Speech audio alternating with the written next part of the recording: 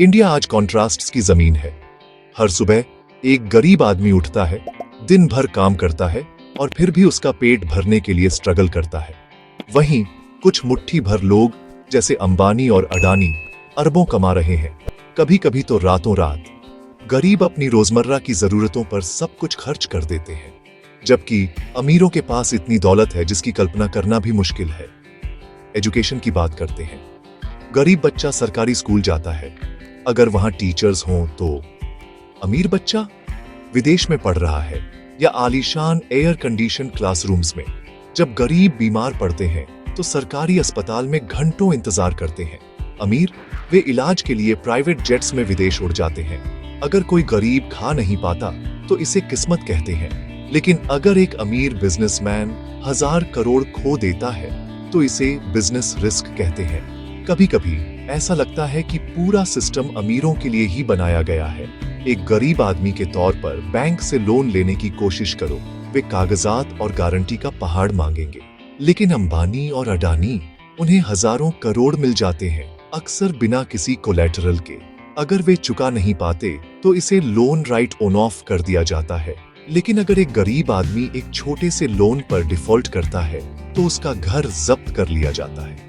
यहाँ तक कि सरकारी स्कीम्स जो कथित तौर पर गरीबों के लिए हैं, अमीरों की मदद करती है। फार्मर बिल्स याद है, उन्होंने कहा था कि यह किसानों की मदद करेगा, लेकिन असली फायदा अडानी जैसे लोगों को मिला, जिन्होंने बड़े बड़े अनाज के वेयर हाउस बनाए। वहीं गरीब किसान या तो मजदूर के तौर पर काम कर रहा है या दुखद रूप से अपनी जान ले रहा है। रियलिटी ये है कि अमीरों को फैसिलिटीज मिलती हैं, गरीबों को वादे। गरीबों के लिए मुफ्त राशन महीने में एक बार, अमीरों के लिए अरबों की टैक्स ब्रेक्स हर साल। गरीब अपनी बिजली के बिल चुकाने के लिए पसीना बहाते हैं, जबकि अडानी उसी बिजली को बेचकर प्रॉफिट कमाता है। मीडिया अब गरीबी या बेरोजगारी को मुश्किल से ही कवर करता है। ये सब अंबानी की शादियों, अडानी के नए प्रोजेक्ट्स और उनकी शानदार लाइफस्टाइल के बारे में है। गरीबों की कड़ी मेहनत अनसुनी रह जाती है, जबकि अमीरों की चालाकी को बिजनेस जीनियस के तौर पर सेलिब्रेट किया जाता है। इलेक्शन के टाइम पर गरीबों को याद किया जाता है, मुफ्त गैस सिलेंडरों, राशन और कैश के वादों के साथ। लेकिन वोट गिने जाने के बाद पॉलिसीज अमीरों के फायदे के लिए बनाई जाती है। Railway, airport, power, oil, gas धीरे धीरे प्राइवेट हाथों में जा रहे हैं। पब्लिक प्रॉपर्टी बेची जा रही है और गरीब उन्हीं सर्विसेज का इस्तेमाल करने के लिए फिर से भुगतान कर रहे हैं। इन दिनों गरीबों के लिए सपने भी पहुंच से बाहर लगते हैं। अच्छे स्कूल, अच्छी नौकरियां, एक अच्छी जिंदगी, ये सब फिल्मों की चीजें लगती हैं। चारों ओर हम जैसे लोग दिन रात काम करते हैं, लेकिन वहीं के वहीं फंसे रहते हैं। वहीं अमीरों के बच्चे सीधे सीईओ की पोजीशंस में कदम रखते हैं। कोई स्ट्रगल की जरूरत नहीं होती। यहीं ऐसे सिस्टम काम करता है।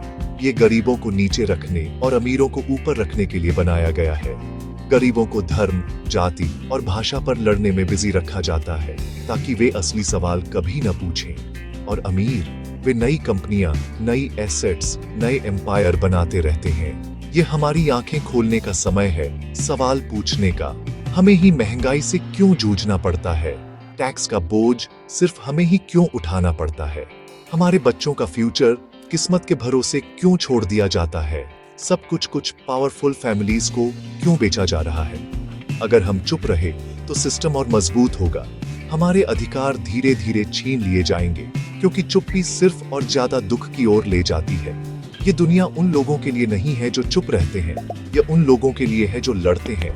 लड़ाई अब तलवारों से नहीं है, ये आइडियाज से है। सोचो, सवाल करो, आवाज उठाओ और चीजें बदलो। अगर तुम चुप रहे तो अगली जनरेशन सिर्फ गरीब नहीं होगी, वे गुलामी में पैदा होंगे।